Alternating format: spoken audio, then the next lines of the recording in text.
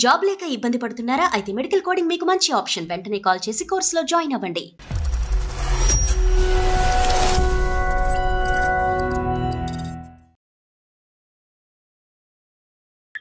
Once marriage అయిన తర్వాత time అంటూ ఇచ్చేవాడే కాదు. తను బిజీగా ఉంటూ ఉండేవాడు. అసలు నన్ను పట్టించుకునేవాడు కాదు. ఎంత చెప్పినా వినేవాడు కాదు అని అలా పరిగెడుతూ ఉండేవాడు.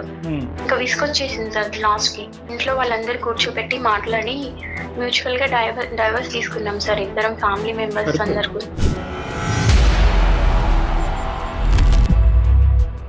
డైవర్స్ అనేటటువంటి ప్రపోజల్ ఇంట్రెస్ట్ మొట్టమొదటిసారిగా ఎవరి దగ్గర నుంచి వచ్చింది? నీ దగ్గర నుంచి, అతని దగ్గర నుంచి? నా దగ్గర నుంచి వచ్చింది సార్. ఇంట్లో వాళ్ళు ఒప్పించి నాకు సెకండ్ మ్యారేజ్ చేశారు సార్. ఇది ఎప్పుడు? డైవర్స్ అయిపోయిన తర్వాత 6 months తర్వాత చేశారు సార్. తను వర్క్ లో ఉంటున్నారు అని అలా అనుకుని తనకి డైవర్స్ ఇచ్చాను. దీని ఇంకా చాలా ఘోరం సార్. ఏమైందమ్మా ఇతనికి? ఇతను ఇంకా అసలు ఇంకా పట్టించుకోవడం కాదు సార్. గర్ల్ ఫ్రెండ్స్, ఇంకా పబ్బులు,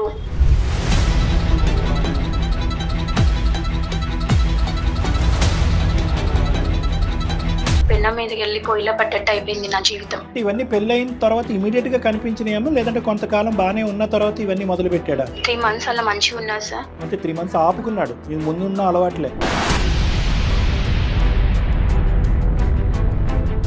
నాకు డైవర్స్ ఇచ్చేసే వెళ్ళిపో, నిన్నెవరు అంటున్నారు, నువ్వు కూడా వెళ్ళు, ఎవరితో నిన్న వెళ్ళు అని చెప్పేసి మాట్లాడతారు సార్.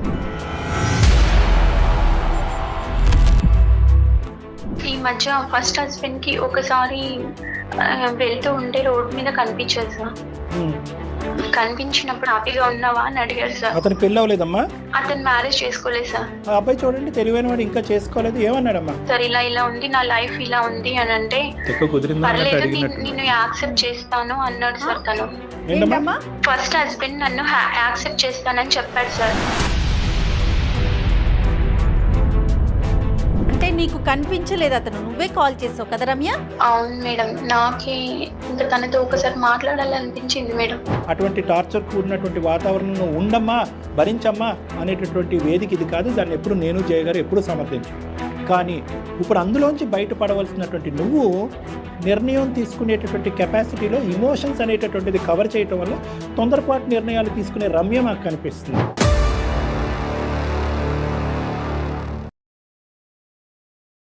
అందమైన జీవితం కార్యక్రమానికి స్వాగతం. నమస్తే కళ్యాణ్ గారు. నమస్తే జయ గారు. కళ్యాణ్ గారు, రమ్య అనే ఒక అమ్మాయి మనకి మెయిల్ చేశారు. ఒక సమస్య, దాంట్లో నుంచి బయటపడేసరికి ఇంకొక సమస్య. ఏది తప్పు ఏది కరెక్టు అనేది తను అసలు నిర్ణయించుకోలేకపోతుంది. కన్ఫ్యూజన్లో ఉంది. ఏం చేయాలో అర్థం కాక మనల్ని అప్రోచ్ అయ్యింది. ఒకసారి కాల్ చేసేస్తానండి.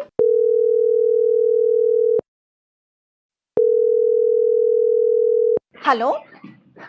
హలో, ఎవరండి?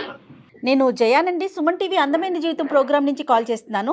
రమ్య గారు, మీరు మాకు మెయిల్ చేశారు కదా? అవునండి, నేనే మీకు మెయిల్ చేసింది. నాతో పాటు డాక్టర్ కళ్యాణ్ చక్రవర్తి గారు కూడా ఉన్నారు. మాట్లాడతాను మేడం. చెప్పమ్మా, సమస్య ఏంటి చెప్తాను సార్. నేను 4 years ముందు రమేష్ అని ఒక అతన్ని లవ్ చేశాను సార్. అంటే మీ వయసు ఎంతమ్మా ప్రస్తుతం? మీరు ఏం చేస్తుంటారు? నేను హౌస్ వైఫే సార్. నా ఏజ్ 29 years సార్. ఆయన ఏం చేస్తుంటాడు? అతను సాఫ్ట్వేర్ ఇంజనీర్ మేడం. రమేష్ తో ఎలా పరిచయం? బీటెక్ చేసేటప్పుడు ఇద్దరం పరిచయం మేడం, క్లాస్ లో. బీటెక్ అయిపోయిన తర్వాత ఇద్దరం ఇంట్లో చెప్పి వాళ్ళందరూ ఒప్పుకున్న తర్వాత మ్యారేజ్ చేసుకున్నాం సార్. అక్కడ వరకు బాగుంది. తర్వాత ఏమైందమ్మా? మ్యారేజ్ చేసుకునే ముందు అంతకుముందు హ్యాపీగా అంత బాగా చూసుకునేవాడు, హ్యాపీగా ఉండేవాళ్ళము.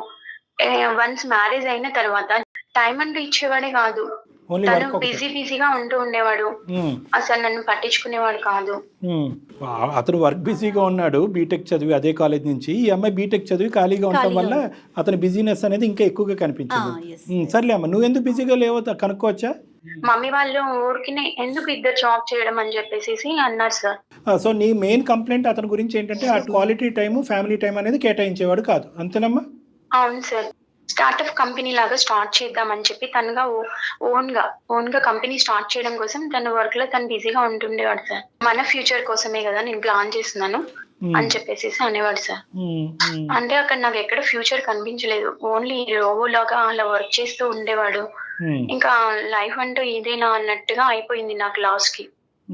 ఏంటి ఇంకా ఇది ఇంకా బోర్గా అదేదో మెంటల్ టెన్షన్ లాగా అయిపోయింది సార్. అది లోన్లీగా ఎంత అనిపించేది చెప్పినా నీకు? వినేవాడు కాదు. మనీ మనీ వర్క్ వర్క్ అని అలా పరిగెడుతూ ఉండేవాడు.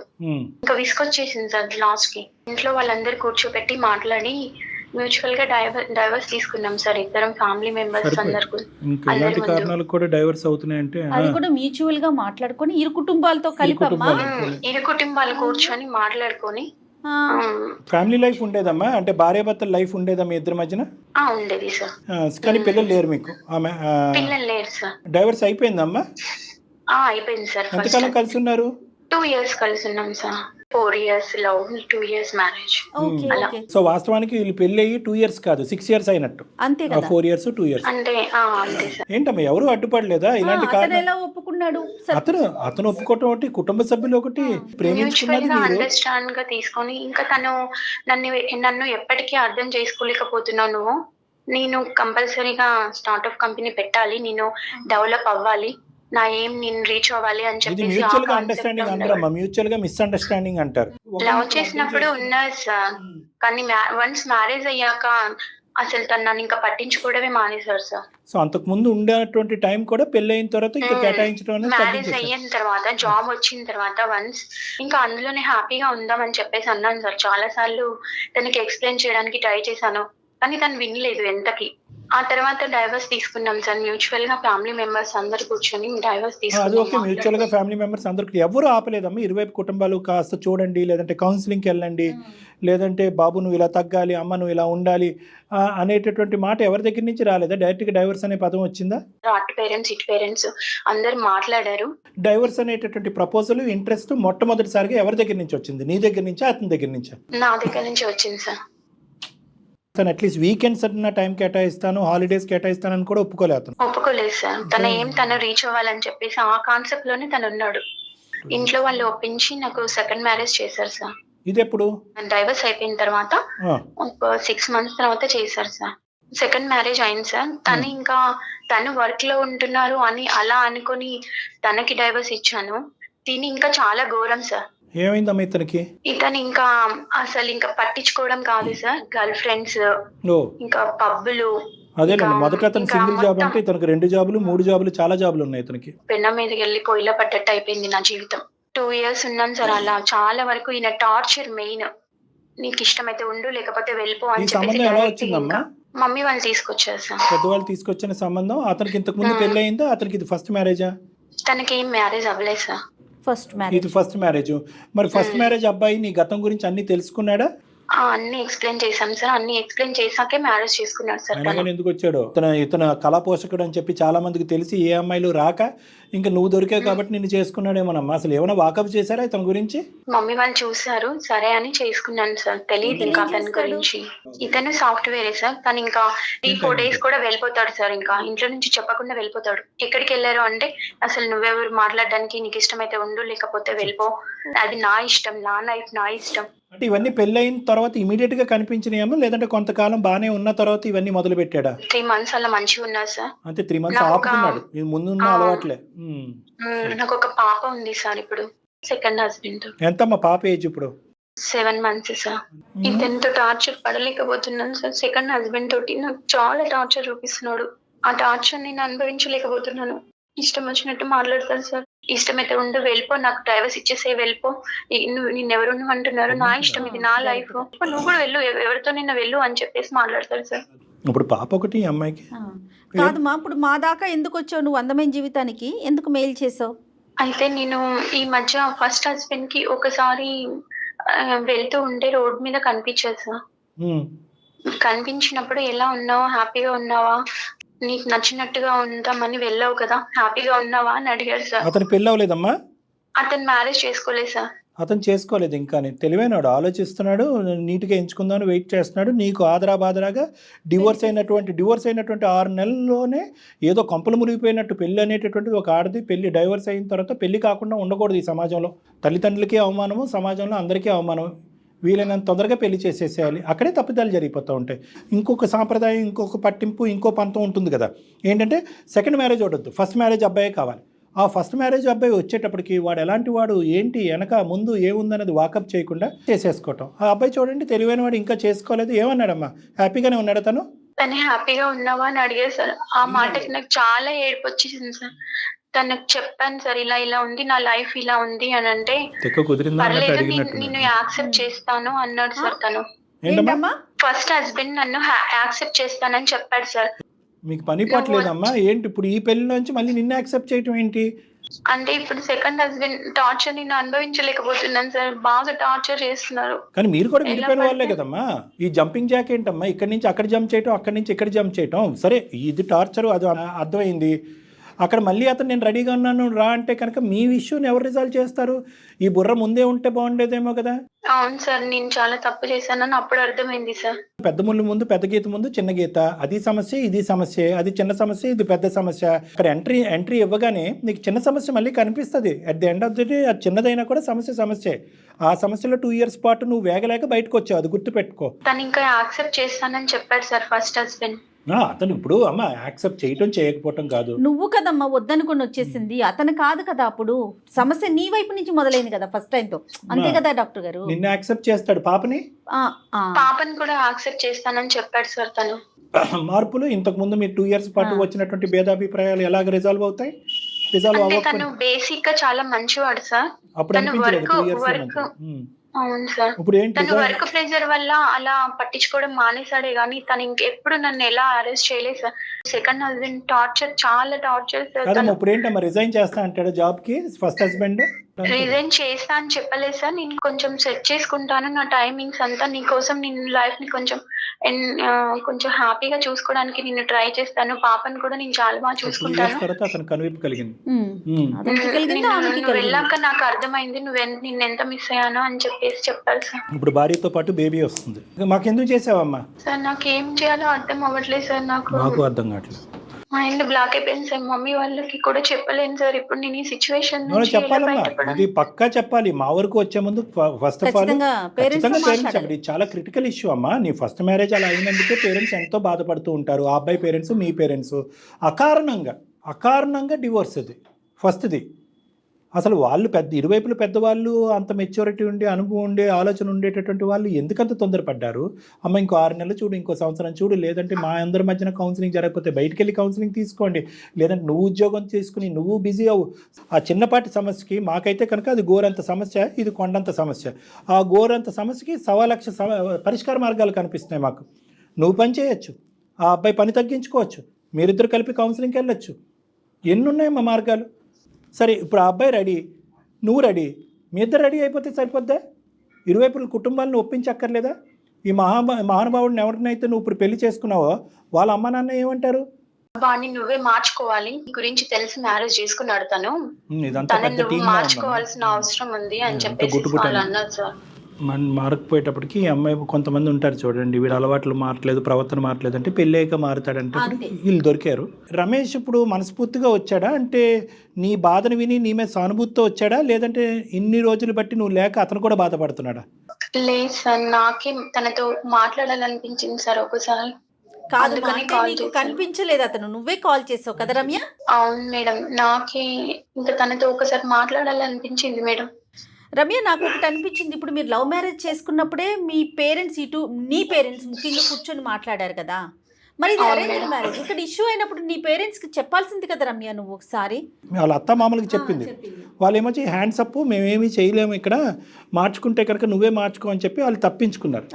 అది కామన్ కదా డాక్టర్ గారు? పోలీస్ కంప్లైంట్ చేశాను, హరాస్మెంట్ చేస్తున్నారు ఇలా అని చెప్పేసి మా మమ్మీ వాళ్ళు మేము అందరం కలిసి మాట్లాడాం సార్. అయినా కానీ తనలో కొంచెం కూడా చేంజ్ లేదు సార్. ఆల్రెడీ ఫస్ట్ మ్యారేజ్ అలా అయిపోయింది, అట్లీస్ట్ సెకండ్ మ్యారేజ్ నైనా కాపాడుకుందాం, ఇలా హ్యాపీగా ఉండొచ్చు అని చెప్పేసి దాకా కూడా వెళ్ళారు. అవును మేడం. అంటే ఫైనల్ గా పేరెంట్స్ కి తెలిసింది, పోలీస్ కంప్లైంట్ ఇచ్చారు. పోలీస్ కంప్లైంట్ ఇచ్చినా కూడా అతనిలో మార్పు లేదు. పాప ఉంది కాబట్టి నువ్వు ఇవన్నీ అనుభవిస్తూ అక్కడే ఉన్నావు, అంతే కదమ్మా? అవును సార్, అటు పేరెంట్స్ ఇటు పేరెంట్స్ తనతో మాట్లాడడం జరిగింది, అంతా అయిపోయింది. అయినా కానీ తనలో కొంచెం కూడా చేంజ్ లేదు. నీకు ఇష్టమైతే ఉండు, లేకపోతే వెళ్ళిపో అని చెప్పేసి ఎలా పడితే అలా మాట్లాడుతున్నారు సార్. ఇక్కడ నీ సైడ్ నుంచి, మీ కుటుంబ సభ్యుల సైడ్ నుంచి చాలా తప్పులు ఉన్నాయమ్మా. ఇప్పుడు వెనక్కి తిరిగి చూసేటప్పటికి ఇక్కడ నిజంగా మనసున్న మనిషి ఎవరన్నా ఉన్నాడంటే కనుక రమేష్ అనిపిస్తుంది నాకు. నిజంగా నీది తప్పే. ఇప్పుడు వచ్చినటువంటి అబ్బాయి యొక్క ఆలోచన శైలి మాత్రం చాలా దుర్మార్గత్వం. అతను మారుతాడని నేనైతే అనుకోవట్లేదు. ఇప్పుడు రమేష్ నీ జీవితంలోకి రావాలి అని నువ్వు మనస్ఫూర్తిగా కోరుకుంటున్నావా? ఈ వేడి తట్టుకోలేక, ఈ సమస్యను భరించలేక, బిడ్డతో పాటు నా జీవితం సర్వనాశనం అయిపోద్ది అని చెప్పి ఆ వేడిలోంచి ఒక చల్లదనం కావాలి. కాబట్టి రమేష్ యొక్క పనితనం కానీ, అతని యొక్క ఆలోచన శైలి, అతని వ్యక్తిత్వాన్ని తర్వాత చూసుకుందాం, ఇప్పటి వరకు అయితే కనుక ఇక్కడ పరిగెట్టుకుని వచ్చేద్దాం అన్నట్టుగా వస్తున్నావా? అంటే నేను కూడా బీటెక్ చేశాను సార్. ఒకవేళ తను కలవకపోతే మళ్ళీ రమేష్ నాతో, నేను కూడా జాబ్ చేసి పాపను చూసుకుందామన్న డెసిషన్కి వచ్చాను సార్ లాస్ట్ కి. ఒకవేళ రమేష్ ఎస్ అన్నా నో అన్నా కూడా మీరైతే ఇతనితో సెపరేట్ అయిపోవటానికి రెడీగా ఉన్నారు, అంతేనా? అంతే మేడం. ఇప్పుడు రమేష్కి నీ మీద ఉన్న ప్రేమతో పాపని యాక్సెప్ట్ చేస్తా అన్నాడు. అది గుర్తుపెట్టుకో. రమేష్కి ఇప్పుడు ప్రత్యేకమైనటువంటి నీ బిడ్డ మీద ఏమీ అంత గొప్ప ప్రేమ అవేమీ పుట్టుకురావు. దయచేసి ఆ అంశాన్ని పక్కన పెడదాము. ఈ సెకండ్ వచ్చినటువంటి వ్యక్తి యొక్క జీవితం అతనితో పాటు ప్రయాణం అయితే మాత్రం కొనసాగించాలని అనుకోవట్లేదు. అతను కూడా నిన్ను ఉంచుకోవాలని అనుకోవట్లేదు. అతని అలవాట్లకి, ఆలోచనలకి ఎవరిని అడ్డుపడితే కనుక గెట్అవుట్ అంటున్నాడు. కాబట్టి బహుశా ఇందులోంచి బయటపడటమే కరెక్ట్ అని నువ్వు అనుకున్నావు, అంతేనమ్మా? అవును సార్.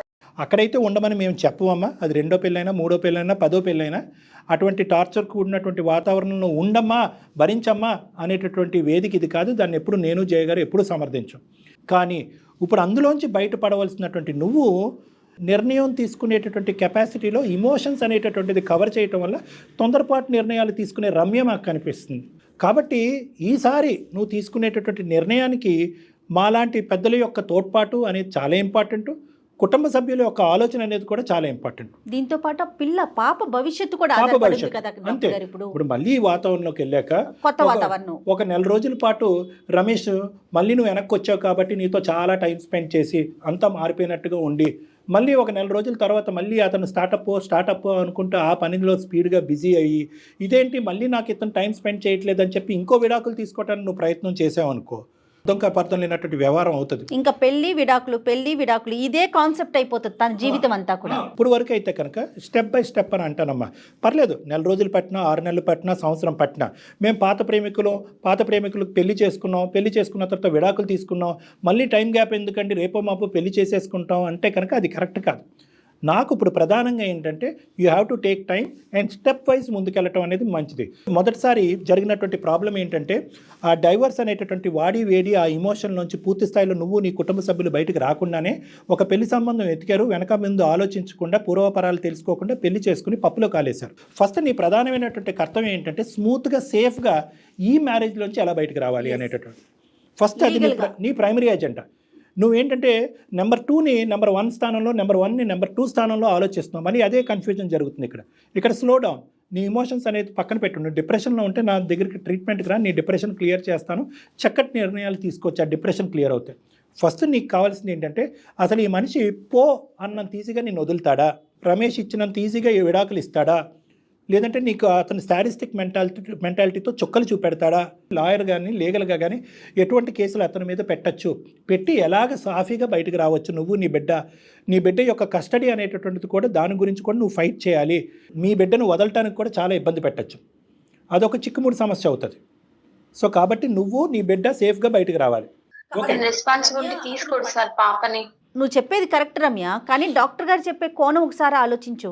పట్టించుకోకపోవటం వేరు, అతను నిన్ను వదిలించుకోవటం వేరు కదా. అతను ఎంతవరకు ముందుకు వస్తాడో నీకు డివోర్స్ ఇవ్వడానికి. వీళ్ళు ఏం చేస్తారంటే నీ వరకు విడాకులు ఇస్తారు, కానీ కస్టడీ గురించి ఫైట్ చేస్తారు. అప్పుడు ఏమవుతుందంటే బిడ్డ మీ ఇద్దరి దగ్గర ఉంటుంది, నీ దగ్గర రమేష్ దగ్గర ఉంటుంది. ఇతను ఏంటంటే బిడ్డ ద్వారా ఒక గేమ్ ఆడటం మొదలు పెడతాడు. వీకెండ్స్ రావటము, లేదంటే వీకెండ్స్ బిడ్డను తీసుకెళ్ళటము, లేదంటే సమ్మర్ వెకేషన్కో వింటర్ వెకేషన్కో బిడ్డను తీసుకెళ్ళటము. ఈ విధంగా ఆ ప్రభావం సాకు చూపెడతాడు. అది ఒక పట్టు అనేటటువంటిది ఉంటుంది. భార్య వద్దు కానీ బిడ్డ కావాలి అనే పట్టు ఉంటుంది. ఇలాంటి మెంటాలిటీ వాళ్ళకి బిడ్డ ద్వారా నీ జీవితంలో మళ్ళీ పుల్ల పెట్టడానికి ఒక ప్రయత్నం చేస్తాడు. ఇలాంటి రకరకాల యాంగిల్స్, కోణాలు ఉన్నాయి. కాబట్టి నీ విడాకుల గురించి ఎంతైతే పోరాటం చేస్తావో బిడ్డ యొక్క కస్టడీ గురించి కూడా నువ్వు ఫైట్ చేయాలి. ఈ 2 ఫైటింగ్లు గెలిచిన తర్వాతే రమేష్తో ఏంటి నీ జీవితం అనేది అప్పుడు ఆలోచించాలి. ఎందుకంటే నీకు విడాకులు ఇవ్వటమే కాదు, బిడ్డను కూడా పూర్తి స్థాయిలో ఎటువంటి కండిషన్ లేకుండా నీకు ఇచ్చేస్తున్నాను అనేటటువంటి దాని గురించి కూడా నువ్వు పోరాడాలి. ఎందుకంటే అటువంటి వ్యక్తిత్వం ఉండేటటువంటి వ్యక్తితో బిడ్డను ఉంచడం కూడా ప్రమాదం, చాలా ప్రమాదం.